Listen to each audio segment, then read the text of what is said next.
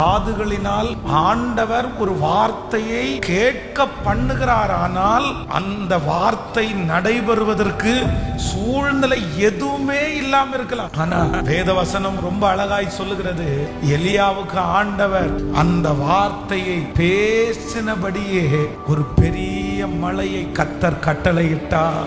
நான் நம்புறேன், கர்த்தருடைய வாயிலிருந்து புறப்பட்ட வார்த்தை உங்களுடைய காதுகளிலே தொனித்திருக்கிறது உண்மையானால், அந்த சத்தத்தை நீங்கள் கேட்டது உண்மையானால், அந்த வார்த்தை உங்களுக்காக கடந்து வருகிறதை நீங்கள் விசுவாசித்தது உண்மையானால், அது உங்களுடைய இருதயத்திலே சந்தோஷத்தை கொடுத்தது உண்மையானால், கண்டிப்பாக 7 நாட்கள் 7 வருடம் நீங்கள் காத்திருந்து கிடைக்காவிட்டாலும் கர்த்தருடைய வார்த்தை கண்டிப்பாக பொய் உரையவே உரையாது. உங்கள் காதுகளினால் கேட்கப்பட்ட அந்த காரியத்தை கர்த்தர்